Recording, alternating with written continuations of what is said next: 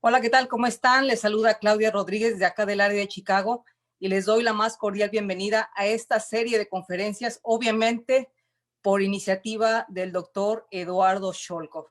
Y bueno, para los que no conozcan al doctor Eduardo Scholko, es el exdirector del Hospital Cook County de acá del área materno-infantil de Chicago, Illinois. Y actualmente profesor asociado de la Northwestern University, una de las mejores universidades también acá en Chicago, Illinois. Y bueno, hoy se tocará un tema que cuando me puse a investigar un poquitín, créanme que viví una experiencia hace más o menos un mes cuando fui con un especialista a hacer un chequeo, donde les comentaba a muchos de mis compañeros que ni siquiera me volteó a ver el doctor, donde duré cerca de 5 a 6 minutos con el médico y que obviamente fue un costo de más de $450. El tema que se va a tocar es en relación a la humanización en la medicina, en la práctica diaria. ¿Cómo nos tienen que ver los profesionales de la salud como seres humanos? Hay una línea muy delgada entre cómo ellos se quieren ver en la fortaleza y el no sentir compasión por sus pacientes.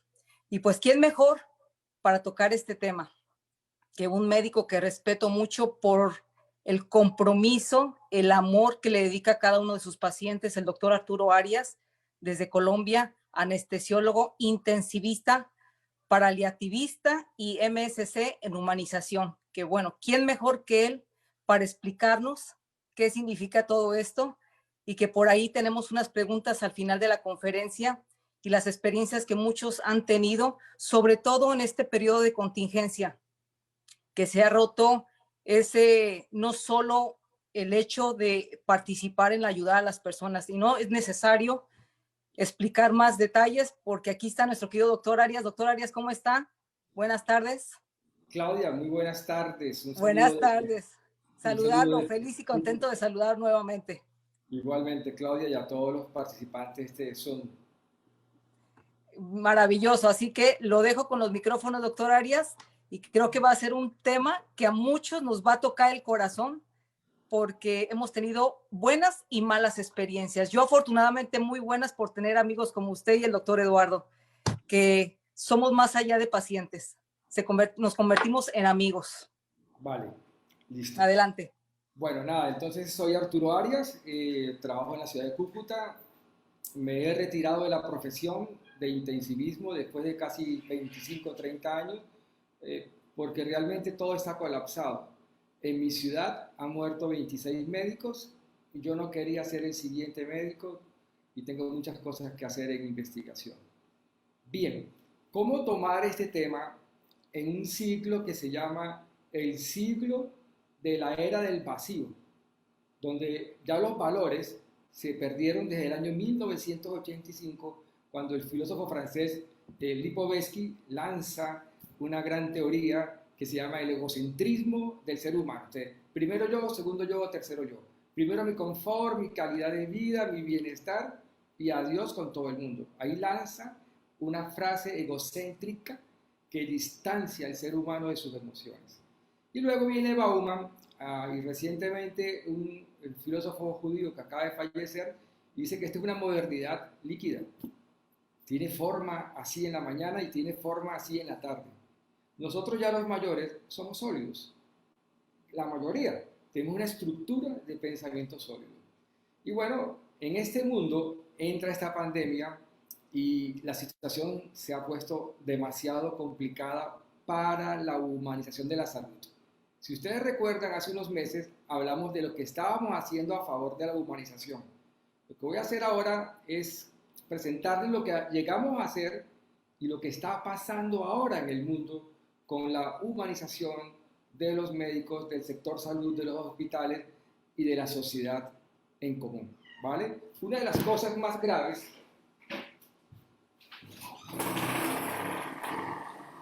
Perdón, estaba la gata con ganas de salir del cuarto.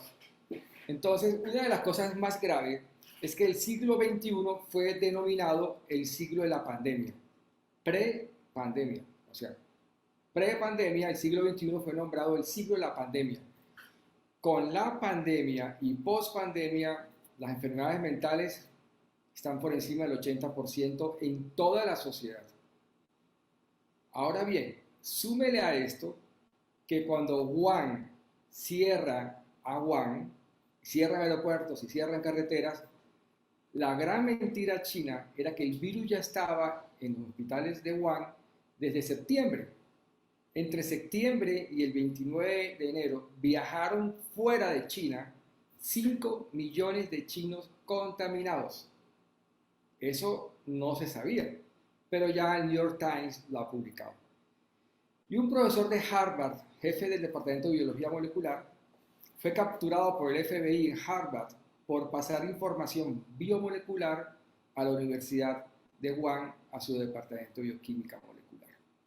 Entonces son dos datos para intentar entender qué es lo que está pasando con un virus que ya hizo la primera ola, Europa está pasando a la segunda y entrando en la tercera. Y hay una variante que es la B117 que es 30% más letal, ataca más a los niños, 60% más contagiante y 65% más de carga viral, con un sistema colapsado en la segunda ola. Entonces vamos a hablar cómo interactuamos en la humanización del ser humano. Entonces, si me permites, voy a compartir pantalla. Adelante, doctor, tiene control. Gracias. ¿Ya ves la pantalla? Sí, doctor, ya está ahí en pantalla. Bien, entonces, la humanización de las unidades de cuidados intensivos. Como seres humanos, somos más humanos con otro humano que está en una situación vulnerable y que tiene una serie de humanos que se llama familia que estaban afuera. ¿Cómo mejoramos la relación, la entrada, la comunicación, la infraestructura, el bienestar, la comodidad dentro de una unidad de cuidados intensivos? Y la muerte en cuidados intensivos, ¿cómo la mejoramos? Y lo que pasó en la pandemia del 20 y la del 2021, que es la que estamos viendo actualmente. Hay dos valores para los médicos y la sociedad que hacen parte de los derechos humanos. Nosotros intentamos llevar una teoría humanizante a las unidades de cuidados intensivos. Un rechazo total, barreras, el sistema político de salud pública nunca nos entendió, los ministros no nos escucharon, los directores de clínicas nunca lo entendieron, pero poco a poco ha ido creciendo en los últimos 6 años, a tanto que la primera conferencia que hubo en Madrid de Gavi, habían 3 personas, y hoy en día hay 100.000 personas conectadas en el tema de la humanización, porque somos humanos y sentimos, y lo sentimos más cuando lo vivimos dentro de nuestra familia porque ha pasado algo. Entonces, los únicos dos valores que son importantes dentro de los derechos humanos es la empatía y la compasión. Ahora vamos a revisar rápidamente lo que pasó antes de la pandemia, nuestra experiencia antes de la COVID-19. Nosotros lo que hicimos fue abrir las puertas estaban cerradas, lo que hicimos fue abrir las puertas.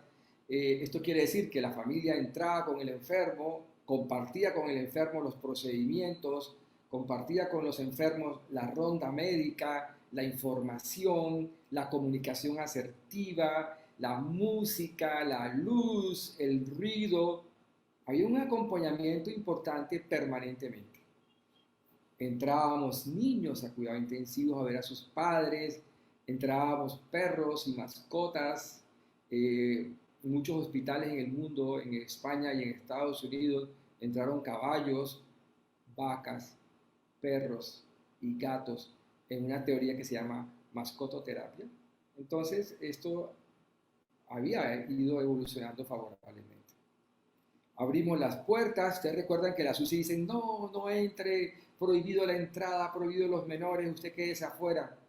Y al pobre cristiano lo amarran, lo sostienen dormido, intubado, el tipo se despierta, no sabe dónde está, no se puede mover. Y bueno, el cuidado intensivo era así. Lo que hicimos fue colocar este letrero en el cesto de la basura y colocar este nuevo letrero que decía Código Eras, que es el apellido de Gavi, humanizando. Quiere decir que tocas la puerta y te abro la puerta. Y si a ti te da pues la intención de ver a tu madre a las 2 de la mañana, tocas la puerta y la enfermera te deja entrar a las 2 de la mañana a quedarte con tu mamá al pie de la cama.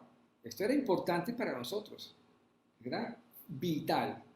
Teníamos paseos al baño con marcapaso, la gente iba al paseo al jardín de la clínica, lo llamábamos paseos que curan.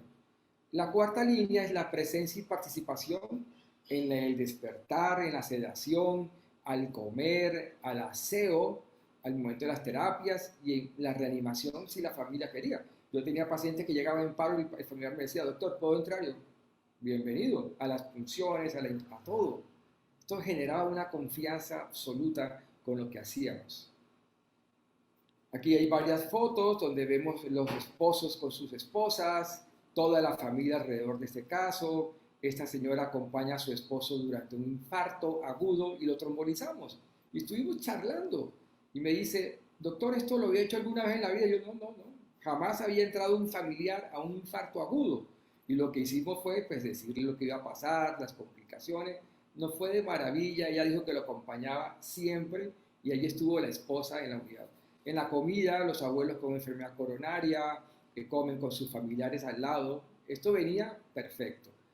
En el síndrome de cuidados intensivos del burnout, que se caracteriza por una baja autoestima, una despersonalización y un agotamiento del personal médico hacia la comunidad, intentamos hacer mindfulness, tener herramientas humanas que saber hablar, saber escuchar, saber decir las cosas, ser cálido, empático.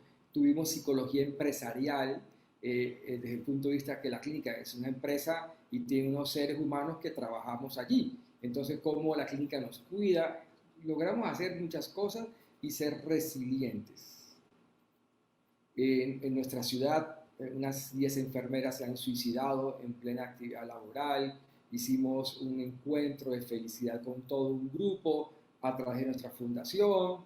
Seguimos el síndrome de PICS. La gente entra al cuidado intensivos y cree que sale muy bien, que sale perfecto, que al día siguiente. La gente sale devastada de cuidado intensivo en general. Pierde entre 5 y 30 kilos, se le cae el pelo, tiene una escara, el ojo lo tiene un poco caído, camina mal. La gente grave no sale a trabajar al día siguiente. Puede demorar entre 1 y 6 meses en rehabilitarse.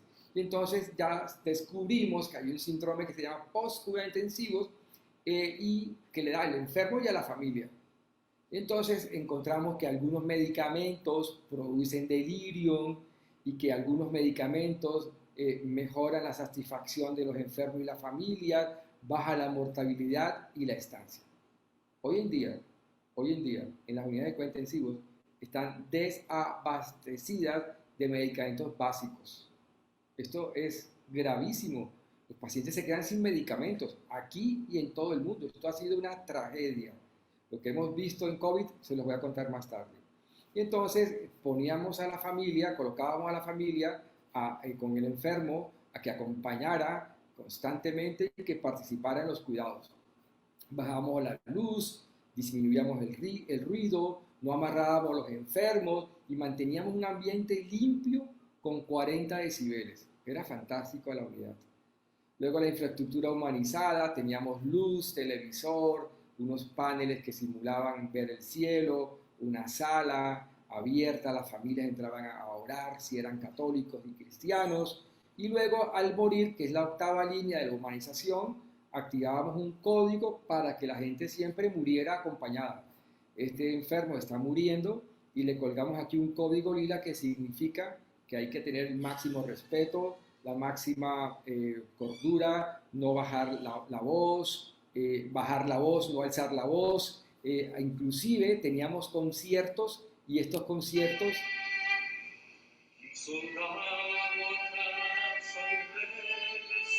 teníamos un concierto programado y este muchacho en la cama 7 se puso a morir, ya lo estábamos esperando y le dijimos a la familia, mira, va a haber un concierto de violín, ¿nos autorizan o quieren que lo cancelemos? No, doctor, a él le encantaba la música, me parece muy lindo que muera y se vaya y se despida oyendo un violín y su música preferida. Teníamos una sala para que la familia se abrazara. Los familiares siempre entraban a ver sus pacientes al final. se despedían por Skype, se besaban, se amarraban a la pierna de la señora y ahí estaban. Todo venía muy bien hasta que aparece este COVID-19. Miren el COVID-19. Esta es una imagen tridimensional real del virus. Esa es la primera microfotografía electrónica multicortes en 3D del COVID. Mírenlo, mírenlo. Uno podría decir que hasta que es maravillosamente hermoso este cosito. Letal, fatal. Esta foto me la envió la doctora Luz Estela de Ecuador. Agradezco que la haya enviado porque es la primera foto real del virus. Hay gente que dice que el virus no existe. Realmente existe. ¿Cómo va el mundo hoy en día? ¿Qué está pasando? Enero 23, Johns Hopkins, 97 millones de casos confirmados en el mundo. Confirmados. Póngale 40 millones más por confirmar. 2.100.000 de muertos. 53 millones de recuperados. El sistema de salud pública llama recuperado a aquel que sale vivo. Pero ¿cómo sale vivo? Con déficit neurológico, con 20 kilos menos, con neuropatía, con miopatía, con encefalitis, con encefalopatía, con convulsión, con trastorno del sueño, con delirium, con pesadilla. Eso no lo están midiendo, no lo están midiendo, pero nosotros ya sabemos los resultados, están publicados en Inglaterra. El 40% de los que salen recuperados salen devastados, con muchos problemas serios neuromusculares, muy serios que requieren exagerada rehabilitación. Pues nos cambió la vida a todos, este soy yo, pero así somos todos nosotros, todo el mundo, los médicos nos vestimos así. Unos más, otros menos, pero nos cambió la percepción, nos cambió la forma de interactuar, nos produjo lejanía, a veces no podía respirar. Y yo me concentraba y decía, respira como quieras, pero no te puedes quitar la máscara. Te puedes contaminar, contaminas a tus compañeros, contaminas a tu casa, puedes contaminar al enfermo. No podíamos ni siquiera respirar por la nariz porque la máscara aprieta terriblemente. Y luego se empañaba todo, se empañaba el lente, la máscara, la careta, usábamos, y a veces veíamos por un huequito y así hacíamos todos los procedimientos y durábamos 1 hora haciendo demasiadas cosas para salvar una vida. Este es un enfermo real de COVID, mire cómo lo tenemos que vestir con estos parches protectores, tubos, catéteres, porque él permanece 18 a 20 horas boca abajo. Y todas las enfermeras también, todas vestidas igual. Y miren lo que cuesta mover un enfermo de COVID. Miren una persona, 2, 3, 4, 5 enfermeras entrenadas en cuidado intensivo para moverlo. Ahora póngale 10 pacientes, 20, 30, 40, 80, 100 pacientes. ¿Quién los atiende? El sistema público en Latinoamérica no estaba preparado para esto. Ni el europeo ni el americano porque acaban de colapsar. Ahora imagínense nosotros en este Latinoamérica con 100 pacientes. ¿Quién los mueve? ¿Cómo están? Las escaras, las lesiones, muchas cosas mal. ¿Qué pasó en la humanización? Recuerden que teníamos en la humanización presencia y participación de la familia, bienestar del enfermo, una comunicación asertiva, abrir las puertas, cuidados a mis enfermeras y a los médicos, cuidados emocionales, cuidados de miedo, de terror, de angustia, de ansiedad, de fatiga por compasión de ver tanta gente morir. Nos tocó ver morir compañeros médicos, enfermeras graves, muriendo en mi clínica y en otros lados. 60.000 médicos y enfermeras en España contaminados, fuera de línea. Infraestructura humanizada. Abrieron unas carpas y metieron cubículos porque no vamos a ver qué fue lo que pasó. Prevención y seguimiento del síndrome post-UCI, cuidados al entorno del enfermo y sobre todo de la muerte. Entonces, ¿cómo manejamos estas líneas humanizantes a una realidad devastadora? Gaby Heras dice, el año que nos robó los sentidos y nos enseñó a mirar. Cuando el ser humano pierde fisiológicamente alguno de los sentidos, la plasticidad del cerebro intenta adaptarse y compensar dentro de sus posibilidades. Quiero pensar que de la misma forma el 2020 nos ha puesto un reto por delante: entrenar nuestra capacidad de escuchar el silencio propio de mirarse a uno mismo, de darnos permiso para conectar con nuestra vulnerabilidad y a partir de ahí descubrir nuestras fortalezas. Gaby Heras, en España, dijo en varias entrevistas que la humanización es una necesidad. El coronavirus ha dejado al descubierto todas las vergüenzas del sistema público de salud en Europa. Imagínense la de nuestros países latinos. Ni hablar de corrupción, ni hablar de sobrecostos, no sería el tema. Si eso lo dice un español, en que los hospitales públicos en toda la comunidad sanitaria española eran perfectos, eran excelentes, y se queja. Entonces, es cierto que la pandemia sepultó la humanización. La humanización de la salud fue lapidada, apuñalada, fue disparada, fue mortificada, fue torturada. Se acabó la humanización. Pero nos da una ventaja importante. Claudia, ¿tú puedes poner un poquito el video que te pasé, el tráiler de la película? Por supuesto, doctor. Gracias. Claro que sí. Con esto nos da a entender Sin, un ítalo argentino que ha hecho una película que está nominada a 8 premios Goya en Europa de la pandemia. Estuvo 60 días metido en primera línea mirando no las cifras, el dolor, la expresión del sufrimiento. Realmente es impactante. Yo creo que podemos ver un minuto. La pueden buscar en YouTube. Se llama 2020 Madrid. Correcto, doctor. Entonces, lo comparto, doctor. Gracias.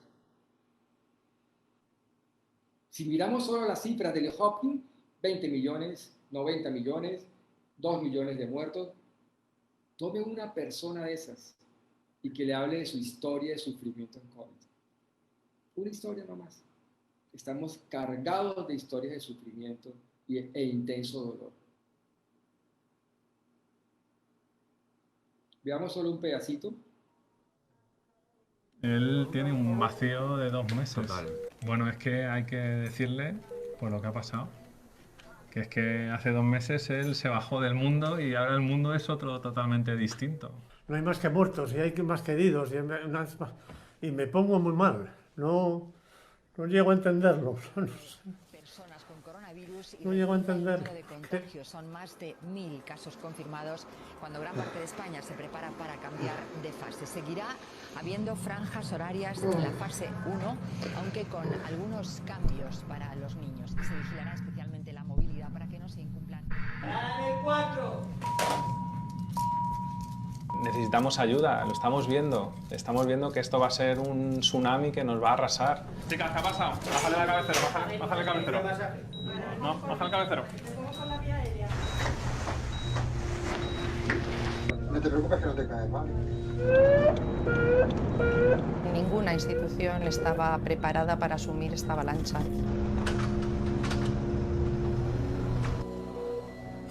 Qué mal lo estoy pasando.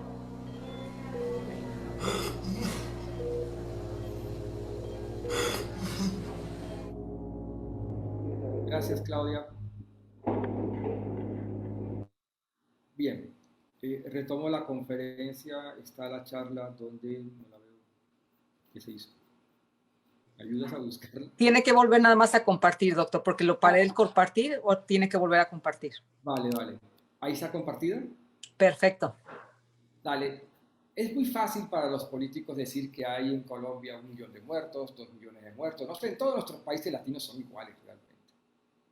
Pero alguien ha hablado del sufrimiento, de cómo el sector salud manejó la pandemia y cómo el sector salud fue valorado por la sociedad o por el Estado público. No hay una cifra real de todo el sufrimiento que yo vi en 10 meses. Es imprescindible no solo mostrar las imágenes. Si solo tenemos cifras, olvidamos las emociones de los seres humanos. Una cosa es poner una foto y otra cosa es contar una historia con un contexto, con una historia, con un nombre, con un apellido. Hago yo en 2020 este relato. Creo que esa es la diferencia. Si le pones emoción y rostro a la cifra, 6.000 ancianos que han muerto en Madrid. Esa cifra se ha triplicado y en El Salvador y en Guatemala y en todos lados y en Colombia. Yo veía gente que llegaba a mi unidad con el rosario en la mano suplicando clemencia, morados, ahogados. Esto fue muy duro realmente. Y las familias afuera.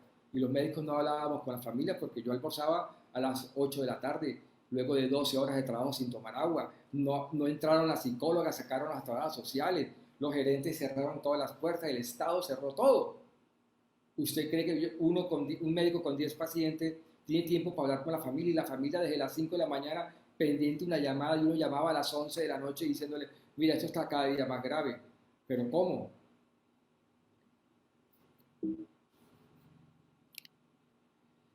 Lo que más nos golpeó fue que el sistema público le puso madera, clavo y candado a las puertas de los hospitales. Cerramos todo de un golpe, de un día para otro. Cierre las puertas, nadie entra, nadie sale. Esto fue duro. Muchas familias se quedaron sin ver a sus enfermos, sin hablar de ellos, sin saber de ellos.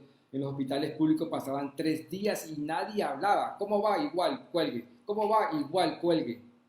¿Qué sentía la familia afuera? Poder medir tanto sufrimiento, tocará volver a hacer de la humanización un estándar de calidad de vida realmente lejos de los políticos y lejos de los gerentes. Creo que no hay nada más importante que un médico clínico gestionando realmente una salud humanizada. Y no es cierto que solamente los médicos estamos muy enfermos.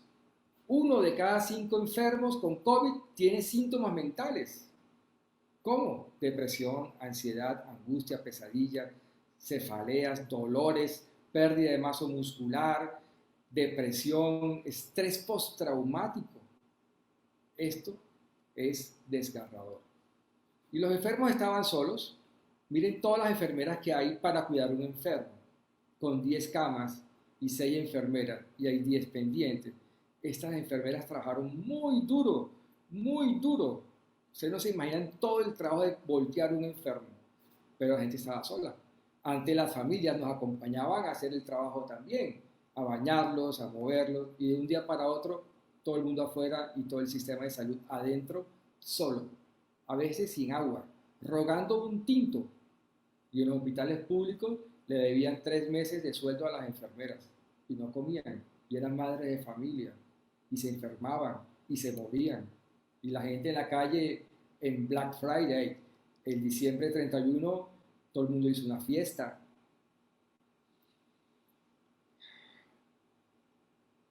Sin embargo, hay cosas muy interesantes en la socialización de la humanización. Italia sacó este póster que es un comunico COVID. ¿Cómo comunicar a las familias que están en completo aislamiento? ¿Cómo a través de este vidrio nos tocamos y nos sentimos como seres humanos, que no estamos solos, encerrados, ahogados en un ventilador? ¿Cómo abrimos los ojos y miramos a la familia? ¿Cómo? Fue una pregunta importante.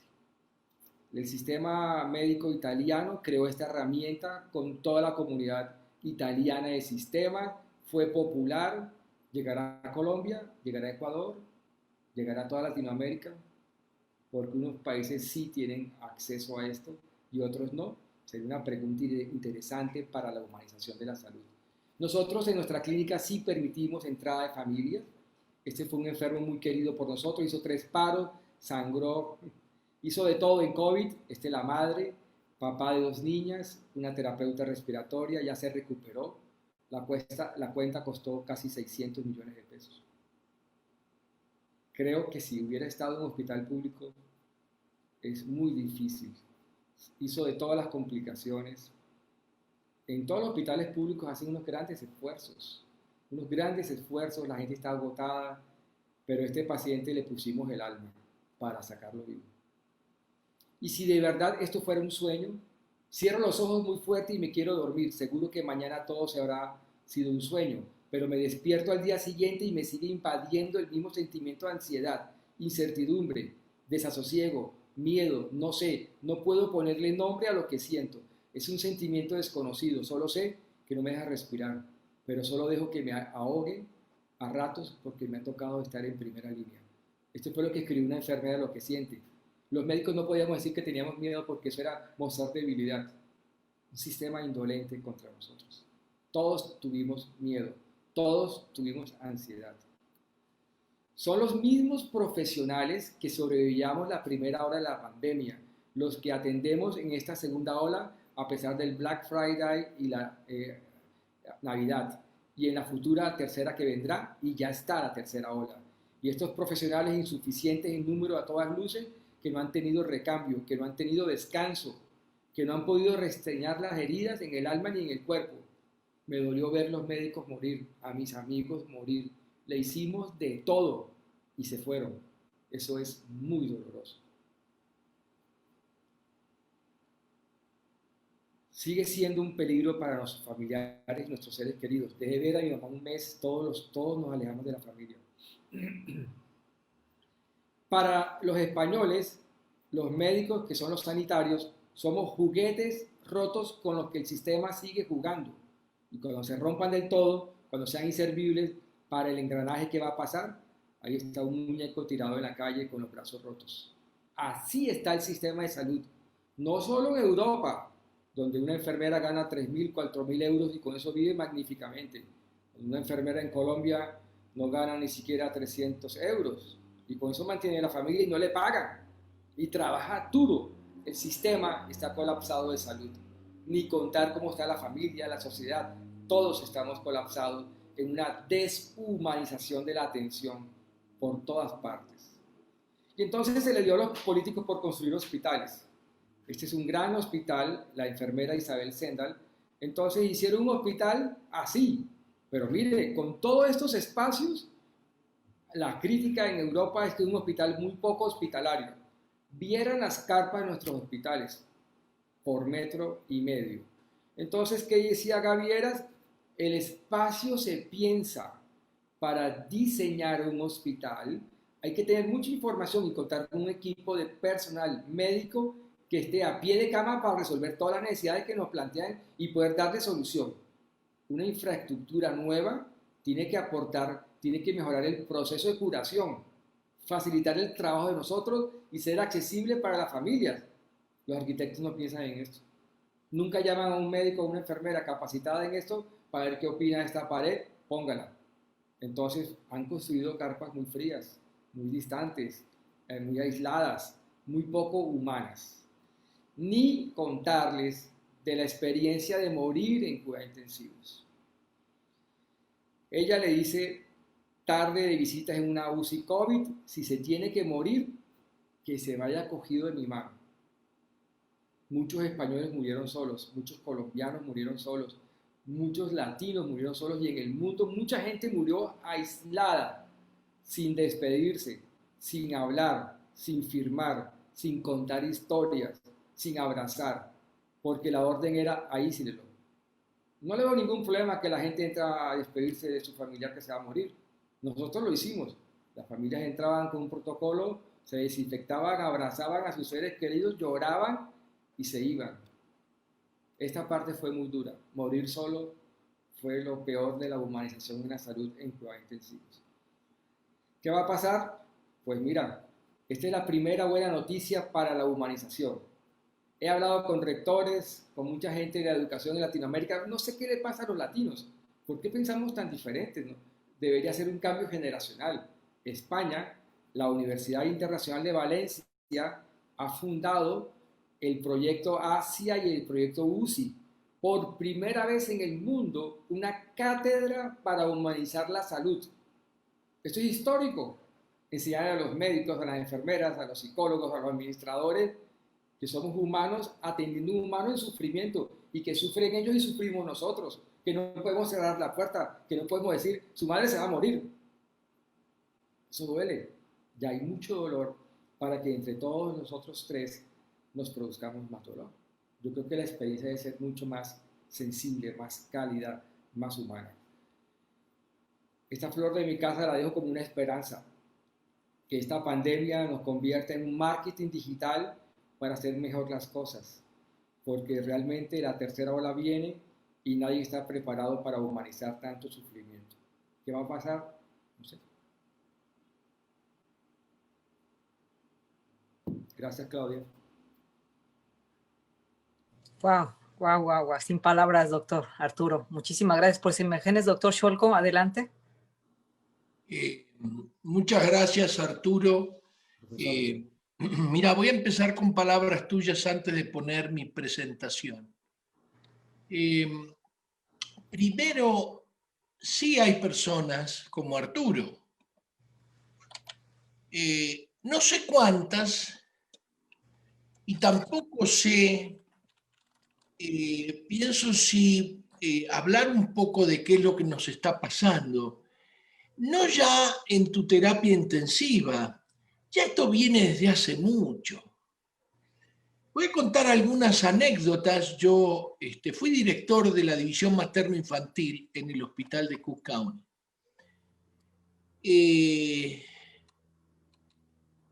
Lamentablemente era muy difícil cambiar la cultura.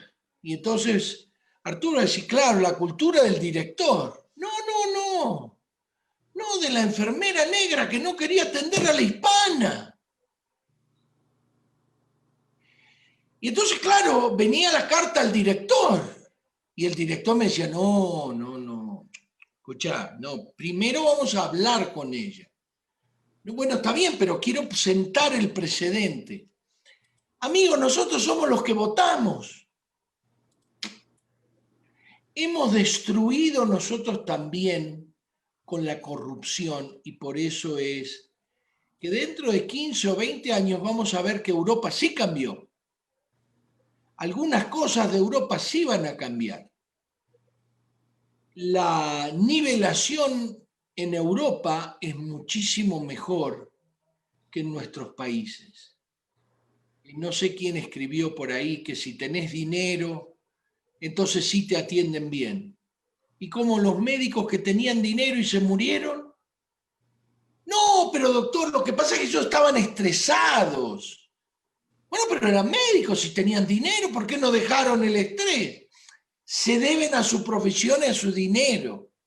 Cada uno de nosotros, muchas gracias por haber compartido esto en diciembre y muchas gracias por tu tiempo.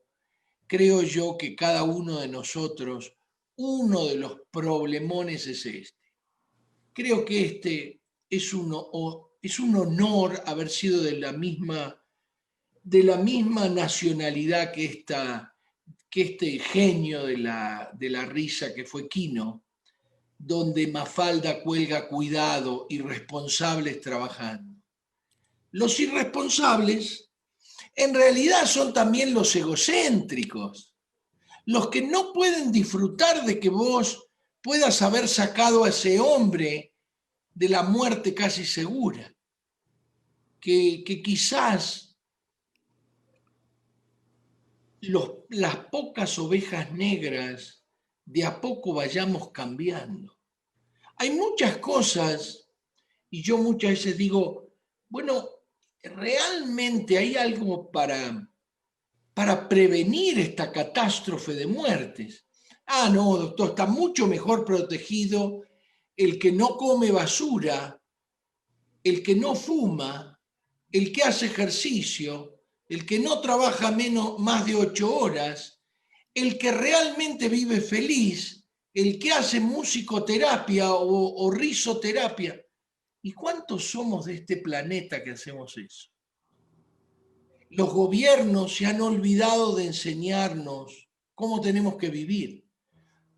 Uno de los motivos de esta catástrofe es, estuvimos leyendo algunos artículos de esas muertes de jóvenes en el estado de Nueva York, una epidemia debido al uso de cocaína, otra epidemia, todos fumaban y marihuana también, y claro, murieron jóvenes también.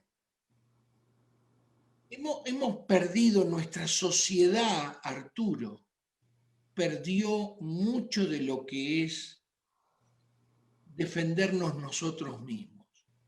O sea, yo contaba que yo no soy tan viejo, tengo 67, y yo caminaba 28 cuadras al día mínimo para ir hasta la escuela y volver. Tenía suerte, tenía mi hermano mayor, tenía como 12 mi hermano, y cruzábamos una de las avenidas por el semáforo, ¿no es cierto? Lamentablemente, nosotros tenemos que hacernos cargo, porque los gobiernos son lo que dijiste primero, egocéntricos. Son personas que nos han deshumanizado. Yo le decía, y les cuento esto para que vean lo que es la humanización del cuidado general. Le decía a los residentes, miren, ustedes tienen que entrar con una parturienta por lo menos entre 7 a 10 veces. No, doctor, ¿cómo la vamos a tactar 10 veces? No, yo no dije que la tacten. No, entren, díganle, hola, ¿cómo está, señora? ¿Necesita una almohada? Acérquenle un vaso de agua. Al cabo de cierto tiempo veías que la señora creía que el primary care era el residente de primer año. Cuando me veía a mí me decía, no, el doctor José es el que me va a atender. Y el doctor José era residente de primer año. Con lo que sabía yo de medicina y de obstetricia. La humanización la perdimos a muchos niveles, muchos niveles, al nivel del gobierno, y ya van a ver, la deshumanización consiste en la pérdida de los atributos y de la dignidad humana en el contexto de la relación del profesional de la salud con el paciente. Y ya les digo, el color de piel sí hace la diferencia muchas veces, y a la inversa también, ¿eh? Entonces, ¿quién es el culpable? El culpable es el gobierno. El gobierno es el que roba y que no nos capacitó. O quizás mejor, el culpable es el gobierno que deja en cada esquina que todo el mundo coma basura en vez de decir desde 0 grados, no de primero inferior, desde 0 grados. Esto es basura. No les digo que no coman un helado por semana, pero tengan cuidado. Lamentablemente el papá le dice al hijo, mira que no debes fumar. Cree que el hijo no lo ve fumar porque tiene 2 años. Entonces empezamos la deshumanización no solo de la medicina, la deshumanización de todos. Estaba viendo las estadísticas la vez pasada con Claudia acerca de la obesidad en México. Están por debajo de Alabama, que tiene 50% de obesos, pero van ahí nomás con el 46%. Imagínense ahora cuando ese señor, con 30% más de masa corporal, con ya de por sí la inmunidad deprimida, le toca la mala suerte del COVID. Pero la realidad es que nosotros también tenemos que pensar que la mala suerte del COVID es porque no empezamos antes. Todavía hoy el que tiene dinero, lo acepto, tiene mejor terapia y puede salir mejor. ¿Y por qué es eso? Entonces, no debe ser el gobierno, debe ser los laboratorios. Ya les voy a mostrar algunas de las múltiples cifras que manejan los laboratorios. Pero no es un problema solamente del laboratorio, porque el gobierno le permite, estoy hablando de Estados Unidos, no creo que en Colombia sea así, le permite cualquier cosa al laboratorio. Ah, ya sé, es el número de pacientes por médico. Pero amigos, ¿me pueden creer que yo veía 3 pacientes por hora, terminaba 2 horas después del médico? Era director de la división materno-infantil y al que le pagaban el premio era el otro. Y es porque lamentablemente estamos echándole la culpa a la arrogancia o la omnipotencia médica cuando no es así. La arrogancia de ciertos gobiernos, para que no nos bajen esto, no voy a hablar de los gobiernos, todo el mundo se va a dar cuenta de no hacer un plan, de ver cómo puedo mantener la economía. La gente se está muriendo. ¿Cómo puedo mantener la economía? Hablando un presidente de la economía después de jugar al golf, cuando la gente se muere a paladas. Ah, ya sé, doctor. Es el pago. Le pagan mal a los médicos, por eso el médico trata mal. Mentira, toda mentira. Debe ser la parte inconsciente de cada integrante, lo que no se dice pero se hace, etcétera, etcétera. ¿No será que vamos juntando cosas? Me pasaba ya en Argentina que la señora que venía vestida con su traje típico, ya esa señora ya no valía tanto. Y si vendía zanahoria y ajo en la puerta del mercado, ni les digo, valía mucho menos. Resulta que tenemos valores alterados. Los abogados y los juicios de negligencia médica, otra mentira. No sabemos, los abogados lo único que hacen es sacar su tajada, muchachos. La necesidad de estudios complementarios. ¿Cuántos de ustedes me mandan por el teléfono los estudios complementarios y no me dicen ni quién es? Ustedes mismos no me dicen quién es. No me dicen, mire, empezó con dolor de abdomen, esto lo tiene desde hace tanto tiempo. La educación médica, una catástrofe. Yo no sabía ni lo que era la miopatía, señor. Yo llegué al año 2016 y no sabía que existían otras cosas. Sabía que existía el yoga, me gusta mucho la acupuntura, lo uso, pero nosotros somos cerrados. Entonces yo lo que le pido a todo el mundo, que no espere que el que esté enfrente o de echarle la culpa a López Obrador, no compre más la porquería que compra, no compre más cigarrillos, no compre más Coca-Cola. Perdón, Clau, a ver si todavía, ¿sí? Como me dijo una señora, yo no tomo Coca-Cola, yo tomo Fanta. Entonces, ¿cómo se mide? Y esto básicamente en Estados Unidos, la productividad médica. Entonces, ¿está correcto medir la productividad médica por el número de pacientes por hora que ve un médico? En la salita, en la emergencia, en su consultorio. No, doctor, lo correcto es que haga bien su trabajo. Así que decía, ¿cuán sanos están los pacientes que uno ve en un día o en una hora? Sí, pero el concepto de sanidad se hace muy difícil. No, mejor es cuán felices están los pacientes porque uno los aconseja, le dice qué es lo que tiene que hacer. Claro, pero esto también depende del paciente. Entonces vamos a cambiar. ¿Cuán felices con su salud están los pacientes vistos en un día? Pero recuerden que en Estados Unidos esto tiene que ser demostrado. Si ustedes no demostraron algo, esto no se puede usar. Claro, pero ¿cómo van a demostrar esto? Mejor seguir con el número de pacientes por hora. Y entonces ahora viene el dinero que hay en Estados Unidos. Una sola medicación, el Humira para artritis reumatoidea, recauda 8 billones de dólares.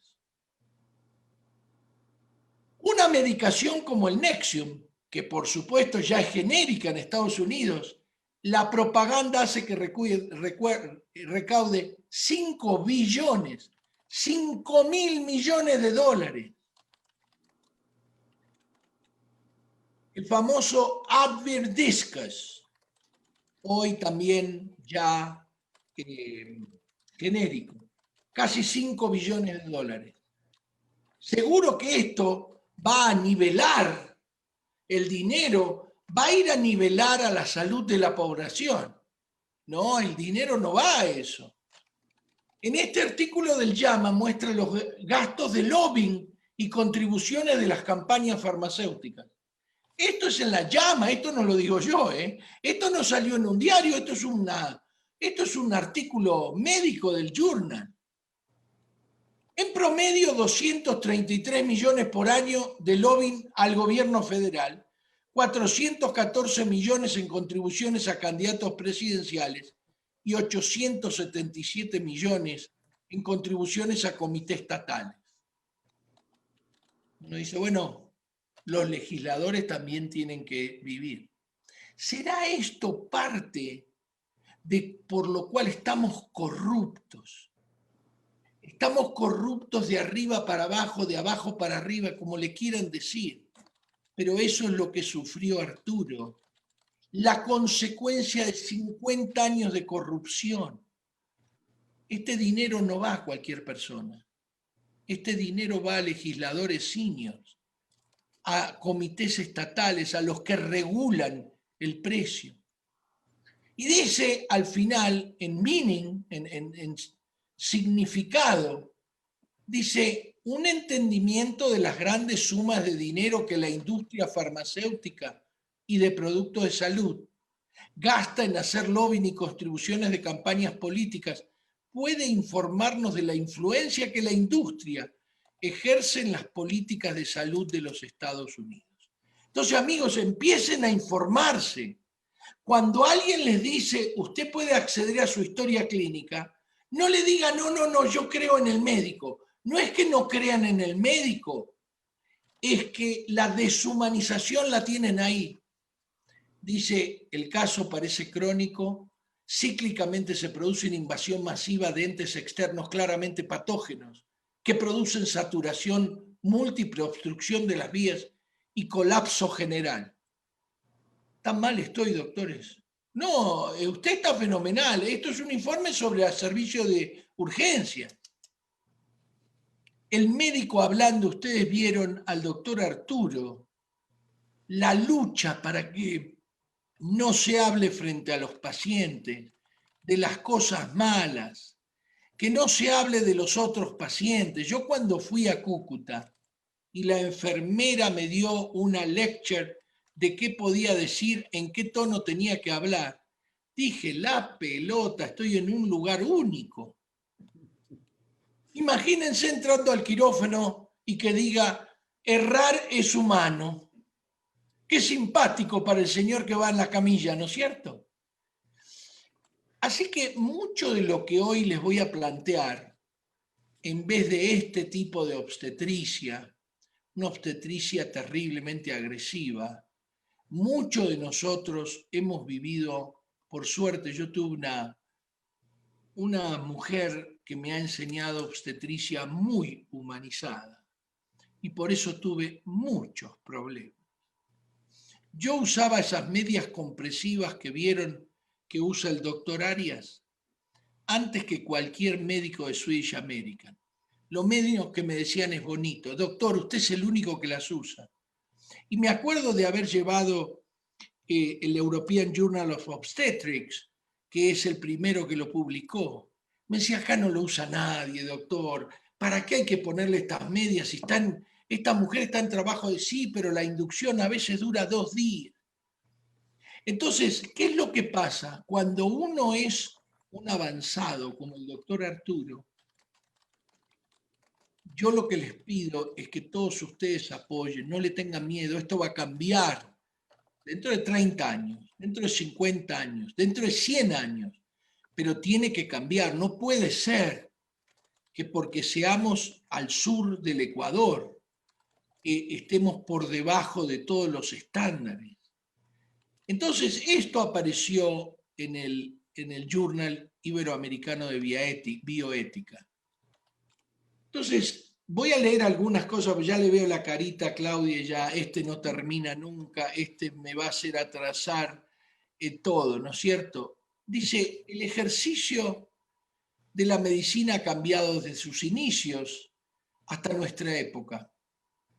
Los adelantos tecnológicos y los cambios en la gestión del servicio de salud produjeron una distancia entre el paciente y el médico.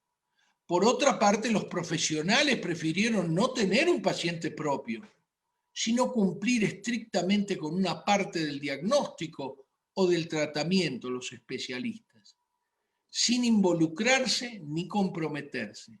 Se observa así una fragmentación de la atención que no beneficia al paciente. La humanización de la atención médica se caracteriza por un conjunto de prácticas orientadas a lograr mejor atención y mayor cuidado. El proceso de humanización del quehacer contribuye a que éste sea acogido por el otro, a mejorar la relación, la seguridad del paciente y a evitar errores médicos. Ustedes imagínense 12 camas de terapia intensiva, 4 por 12, 48. Me imagino que en Cúcuta les deben pagar por 48 enfermeras, ¿no es cierto? Y si la enfermera se tiene que quedar, porque todos utilizamos ese amor que tiene la enfermera. Entonces, claro, todavía no llegó Nancy y todos la miran a Josefina. No llegó, como que Josefina vino a las 7 de la mañana y son las 6 de la tarde. Y bueno, pero vos sos profesional de la salud. Entonces, para los que son parientes, tengan cuidado y no dejen de ir al libro de reconocimientos y al libro de quejas. No pongan en TripAdvisor que comieron en un buen restaurante y en un mal restaurante. Y se van a ir de un lugar sin poner su reconocimiento a esta gente que, como en County, a veces se quedaba de un día para el otro para no tener que volver. Ya faltaban 8 horas, así que se quedaban. Pero es mucho más profundo. Nuestra propuesta es simple. Si rearmamos al hombre fragmentado, estático y aislado, si abandonamos la enseñanza por hostigamiento y la reemplazamos por aprendizaje continuo interdisciplinario, no nos cerramos a solamente ver lo que hay en Colombia. No. El doctor lee de Italia, lee de China, lee de España. Si respetamos profundamente a los alumnos y los escuchamos, profesores egocéntricos hacen alumnos egocéntricos. Y si de entrada están en contacto con la comunidad y sus necesidades para que vayan generando una actitud de servicio y compromiso y poco más, tendremos mejores médicos, más humanizados y más humanizantes. Fíjense que la humanización de la atención médica, hasta en este artículo, está determinado de que los médicos, si cambiamos nuestra actitud, amigos, son los gobiernos, son los laboratorios, son los egocéntricos que quieren llevarse dinero a su casa. Esto no es el secretario de salud, no voy a decir de qué país para que no me bajen el video, es el secretario de salud el que debe no llevarse comisión. ¿Cómo le dice? Coima, no sé cómo le dirán. Nosotros decimos coima. Eso que ustedes ven que está limpio ahí, que son 877 millones de dólares declarados, nosotros decimos coima y lo damos por debajo de la mesa. Eso hay que pararlo. Entonces, saqué algunas cosas, Claudita, ya termino, te prometo que ya termino. Es que el doctor me encendió la luz.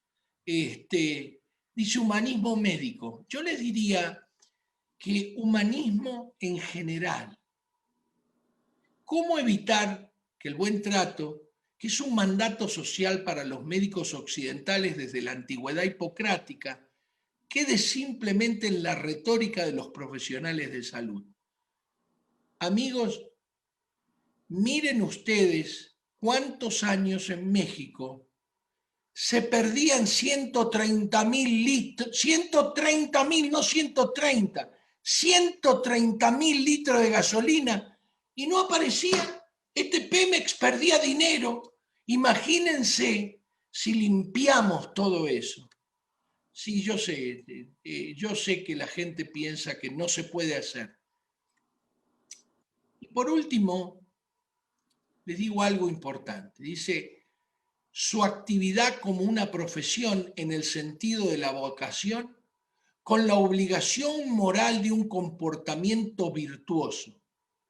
Un buen hombre experto en la curación, lleno de misericordia y humanidad, que complementaba pericia con compasión y bondad.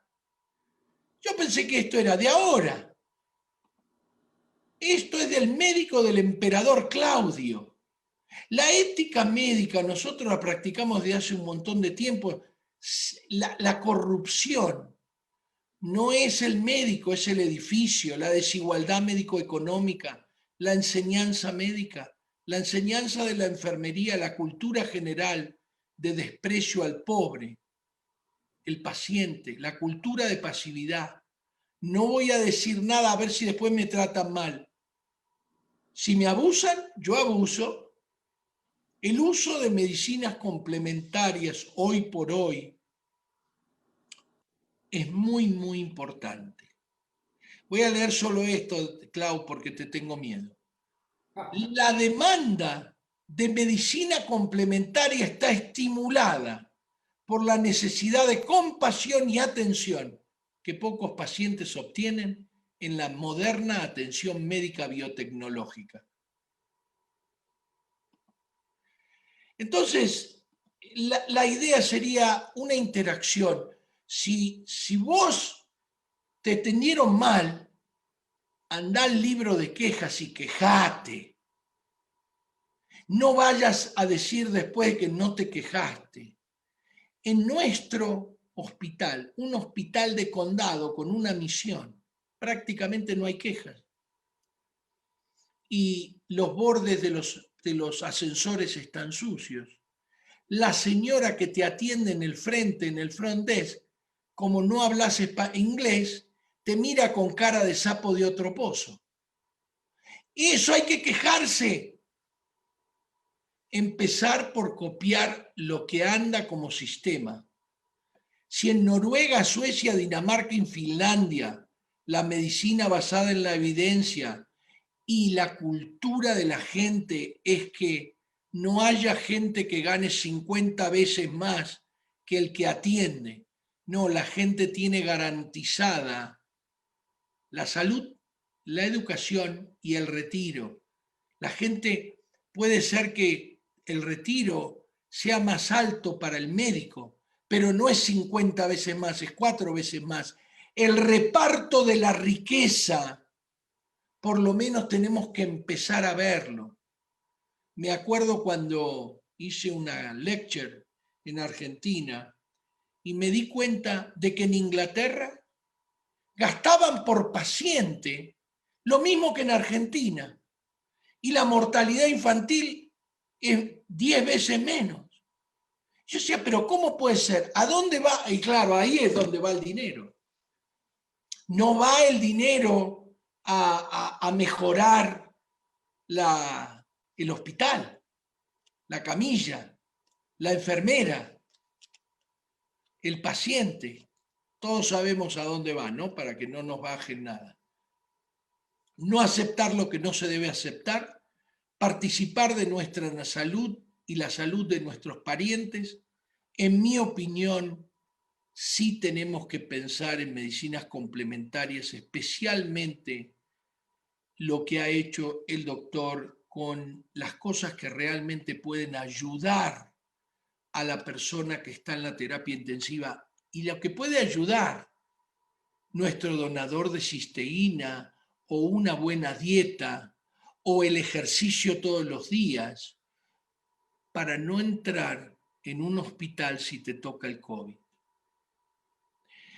La importancia del donador de cisteína, yo el otro día estuve buscando artículos que relacionen el ejercicio, el índice de masa corporal y el estrés oxidativo. Les va a asustar a ustedes. Comprobado que mejora el estrés oxidativo. Imagínense si en vez de tomar cada uno 9 cervezas al día de promedio, ¿no? Imagínense si vamos a tomar media cada uno. Imagínense enseñándole a nuestros hijos que no coman esos famosos chitos, que coman como comíamos nosotros. Estaba servida la mesa y había naranja y manzana.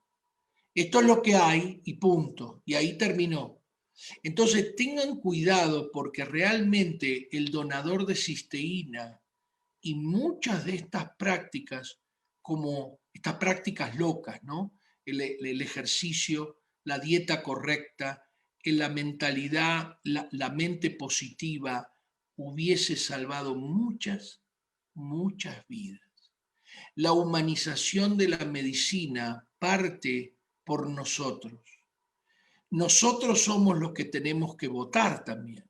Y no digo que todo dependa de ello porque está lleno de políticos equivocados en muchos lados.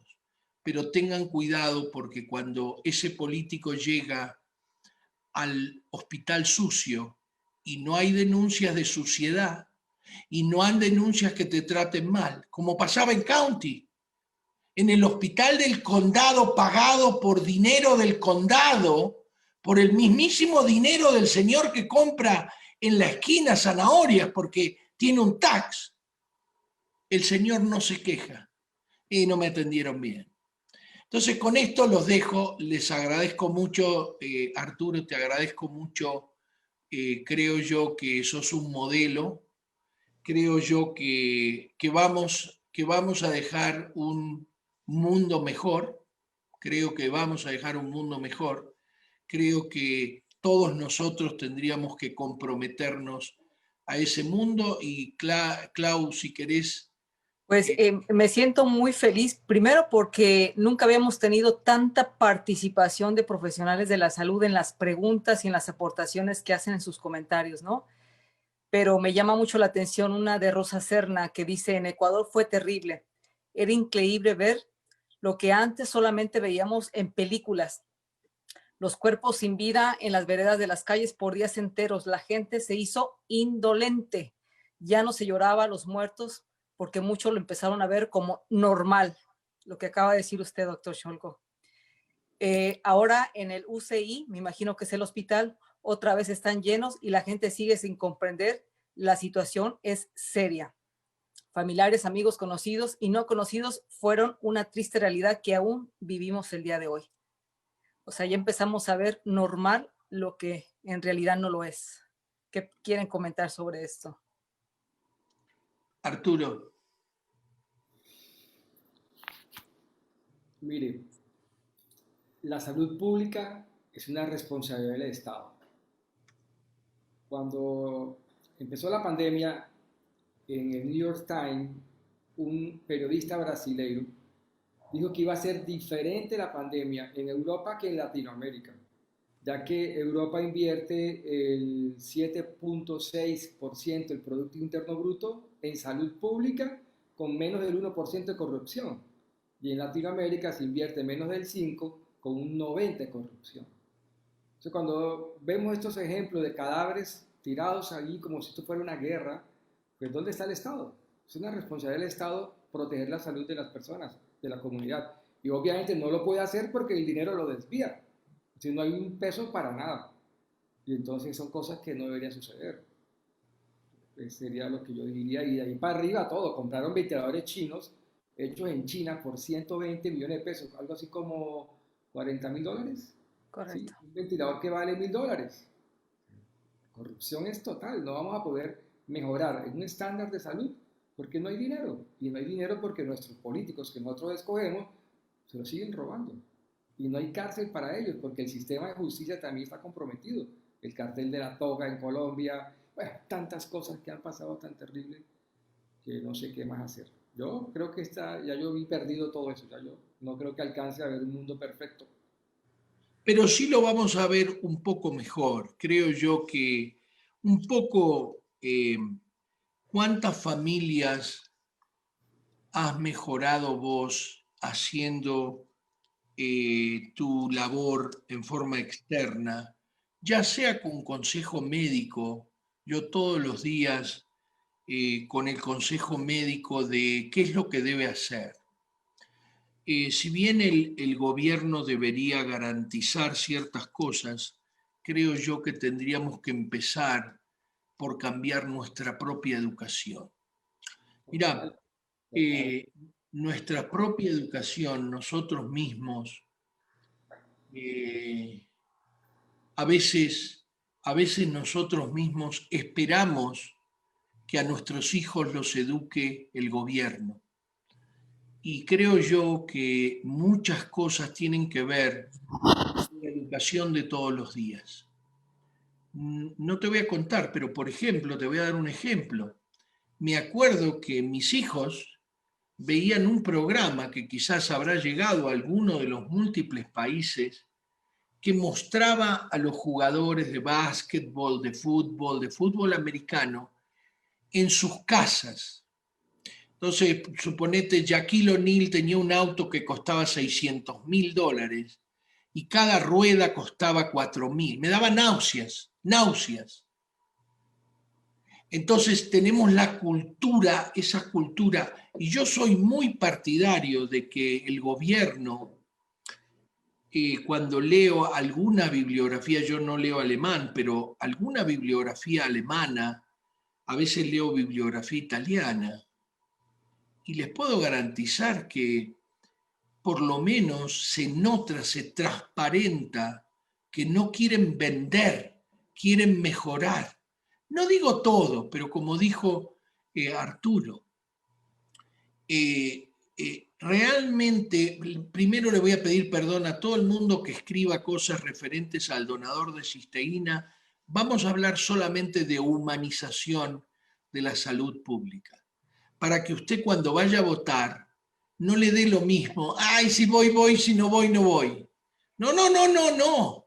El señor que va a tener los fondos de salud pública de la ciudad de Cúcuta no es poquito. Y cualquier ciudad, como cualquier estado, tienen que tener cuidado. Lo mismo que vuelvo a decir, el libro de quejas y el libro de gratitud. No dejen de hacerlo porque hay ciertas obligaciones. No se quejen conmigo. Hay un libro de quejas. Cuando ustedes no reciben en el hospital, obligación de llamar a la persona. Pero ¿qué es lo que? A ver si todavía me tratan mal. ¿Y cuándo vas a cambiar? Y cuando vayas a County dentro de 30 años con tu hijo, ¿cómo va a ser distinto? Hagámonos nosotros también partícipes de eso. Adelante, Arturo.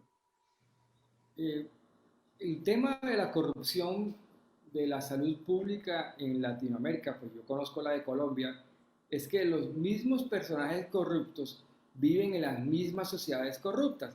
Y es la sociedad la que agarra a los corruptos y viven en el mismo club, en los mismos colegios. O sea, ya es normal ser corrupto.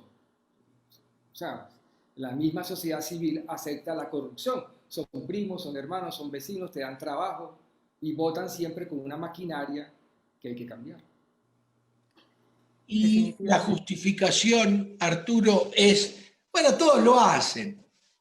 Bueno, yo solamente gané sobre las lapiceras, me saqué el 20%, pero acá todos roban con todo, ¿eh? La nómina roban, así que si no te apurás, te quedás sin nada. ¿Cuándo lo vamos a cambiar? El tema es que esos dineros públicos se le quitan a la salud pública. Claro. Cuando los estratos bajos van a un hospital público, pues ¿qué tienen? Lo mínimo. O desde acá, desde como pacientes, ¿para qué me quejo si no cambia absolutamente nada? Creo que eso lo escucho una y otra vez, ¿no? ¿Para qué te quejas si no va a cambiar absolutamente nada? Es un círculo vicioso.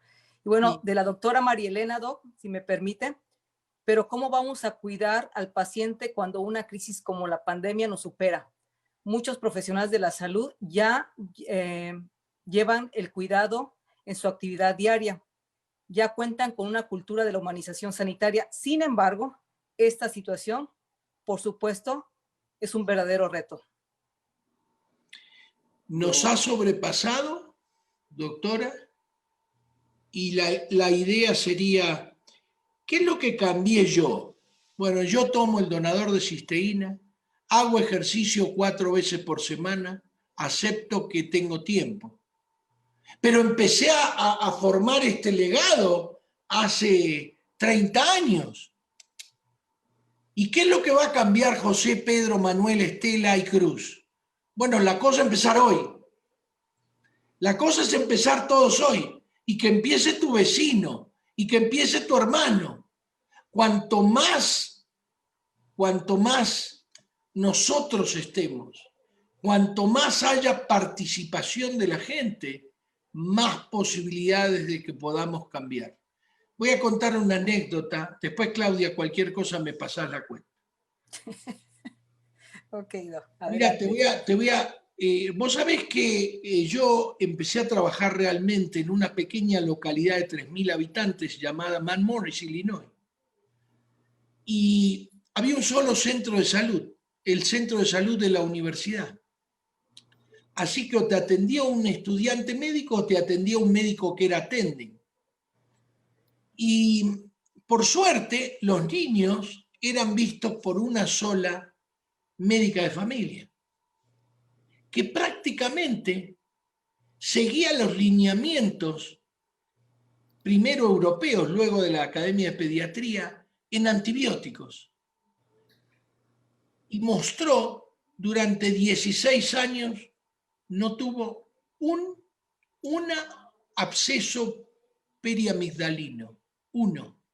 Claro, uno le daba amoxicilina a pacientes que en toda la población no usaban y era una maravilla, no había resistencia. Así que cuando yo llegué, lo primero que me dijo, mira, tenemos una serie de protocolos con la farmacóloga que queremos que te parezca, que si podés mirarlos para ver si te parecen bien. Imagínense el beneficio a esos 3.000 habitantes, a los hijos, simplemente una persona, la doctora Minen, que trató con una farmacóloga de que no se sobreuse, recontra sobreuse y recontra sobreuse los millones de antibióticos que no sabemos ahora. ¿Qué antibiótico darle realmente a su abuelito? ¿Por qué? Porque cuando su hijo fue al médico y el médico le dijo, no, es viral, ¿le va a dar antibiótico? No. No me lo va a mandar así al nene.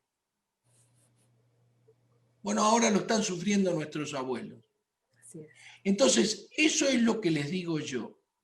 Tengan mucho cuidado. Miren a su familia, empiecen a hacer ejercicio, salgan de esa cosa de comprar para jugar. Mañana están las finales. No compren, por favor, para ver a los Green Bay Packers que van a ganar. No compren chips y no compren Cheetos y no compren Coca-Cola, no compren toda esa basura. No le digan a sus hijos que no la coman, no la compren. Entonces, la realidad es que vamos a empezar a cambiar. No, va a haber gente internada porque fuma o porque usa marihuana, o porque toma y aparte está obesa, o porque no hace ejercicio. ¡Claro! Pero tengan cuidado porque en su familia sí hay algo que uno puede hacer. La dieta, el ejercicio, el donador de cisteína, muchas intervenciones como el yoga, la meditación, son útiles para mejorar el pensamiento y la inmunidad. Pues el doctor Arias se tuvo que salir porque se le terminó la batería, doctor Scholko, y se le olvidó en su carro. Pero si quiere, terminamos con esta última, que es una aportación de la doctora Jáuregui. Dice, desde el comienzo de la pandemia, los profesionales de la salud se han tenido que enfrentar a la situación de escasez de recursos y, sobre todo, una inadecuada medidas de protección personal para ejercer nuestra labor en forma segura. Bajo este contexto, en realidad, ¿dónde inicia la falta de humanización en la práctica diaria? Doctora Jáuregui. Mire, doctora, ayer no, hoy es domingo, hoy es sábado. El jueves le pedí por favor a un pariente, le dije, no interne que lo va a matar. Auméntele el donador de cisteína, dele esto, haga esto, tome esto, hable con el médico, que lo venga a ver a su casa. No, es que lo veo que está falto de aire. Póngale oxígeno en su casa. Cuando el señor entra, lo aíslan. Hace 80 años que el señor vive solito con su perro. Y tiene hijos, por supuesto, que los visitan como todos nosotros. El lunes uno, el martes otro, el miércoles comés con los nietos. Y yo les dije, si yo fuese él, yo firmo mi alta voluntaria y me voy a casa, porque va a terminar muriendo. Pero no va a terminar muriendo porque el Estado, no va a terminar muriendo por el miedo espantoso de morir solo. Entonces, el miedo, inclusive el miedo que tenemos, yo veo gente que uno le dice qué es lo que tiene que hacer. Señora, mire, empiece su dieta ahora. Vaya a caminar, cómprese un par de pesas y camine aunque sea una vueltita a manzana. Ay, no voy a empezar ahora. Yo tengo 65. ¿Y por qué no voy a empezar ahora? Ay, doctor, yo ya me retiré. Entonces, la realidad es, tengan cuidado porque a ustedes los van a imitar sus nietos, a ustedes los van a imitar sus hijos. Entonces, sí tengan mucho cuidado, sí se puede hacer mucho. Yo no voy a sacarle, estuve en la educación de Buenos Aires, en la educación en Argentina, después fue profesor de la universidad, primero en biología, después en histología, citología, embriología, después en obstetricia, y les puedo garantizar que yo tuve muchos modelos, muchos, y el robo, como le dijo el coima, también le dicen en Colombia, era espantoso. Teníamos un jefe de pediatría que era una maravilla y el gobierno nuevo nos mandaba un neurocirujano que no sabía ni qué había en el hospital. Amigos, cuidado con lo que votan, cuidado con no quejarse. Adelante, Claudita. Bueno, doctor, tenemos muchas aportaciones, pero el tiempo se nos acabó. El doctor Arias se despide de todos ustedes, agradecido siempre por darle la oportunidad. Sería al contrario, nosotros agradecidos con él por siempre compartir toda su sapiencia. A usted, doctor Cholco, que creo que esto nos abre un panorama de la responsabilidad, inicia con nosotros. Y obviamente el siempre quejarnos, porque puede pasar algo, y lo he vivido con usted, que cuando nosotros abrimos la boca, puede haber un cambio, un cambio radical, no solamente personal, sino el beneficio a toda una comunidad. Así que muchísimas gracias, doctor Cholco, por tanta enseñanza. Muchas gracias a todos. Veo que hay muchos amigos. Está Cruz ahí, está Alma. Les agradezco. Está Florecita. Así es, escuchando, así que les agradezco mucho. No dejen de pasar la voz. Realmente esto es muy, muy importante. Ustedes vieron la angustia del doctor Arias, un hombre que ha dejado una marca en la terapia intensiva. Él cree que yo sé de eso, así que me involucró en un trabajo que está haciendo acerca de terapia intensiva humanizada con el donador de cisteína y N-acetilcisteína y sin ello. Él cree que yo sé de eso, pero bueno, lo trataré de ayudar. Les agradezco mucho. Gracias, doctor Cholco. Muchas gracias y nos vemos el sábado que viene. Correcto, doctor Cholco. Muchísimas gracias. Queda esto grabado para las personas que lo quieran compartir con las personas que ustedes consideren. Así que nos vemos en la próxima, a la misma hora y en este mismo canal. Que tenga una excelente tarde, doctor Cholco. Gracias.